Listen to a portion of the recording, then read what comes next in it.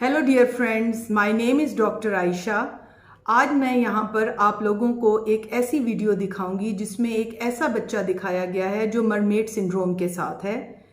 ऐसे बच्चे आम तौर पे डायबिटिक मदर्स के पैदा होते हैं। वो माएँ जिनकी शुगर अनकंट्रोल हो all the time of pregnancy, uncontrol diabetes के साथ हों, उन माओं में ऐसे बच्चे मिलते हैं। ये बहुत रेयर सिंड्रोम है, इसे मरमेड सिंड्रोम कहते हैं। इस वीडियो से आपको अंदाज़ा होगा कि शुगर का लेवल्स का कंट्रोल होना ड्यूरिंग प्रेगनेंसी कितना ज़रूरी है।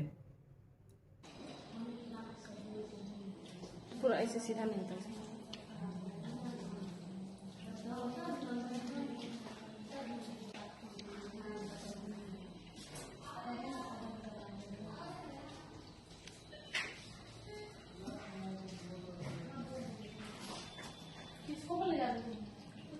जी डियर लेडीज़, आपने ये वीडियो देखी।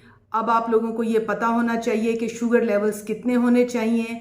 हर लैब अपने शुगर लेवल्स बताती है, लेकिन मैं यहाँ आपको जर्नली बता दूँ कि प्रेग्नेंट लेडी की बिफोर फास्टिंग जो है वो शुगर 100 से कम होनी चाहिए, और 2 आवर्स पोस्ट प्रेंडियल या रैंडम ब्लड शुगर जिसे कहते हैं भरे पेट, वो किसी भी तरह 110 या 115 से ज़्यादा नहीं होना चाहिए।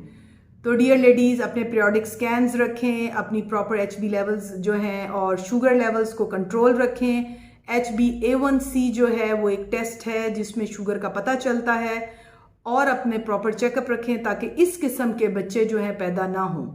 This baby is no more in this world.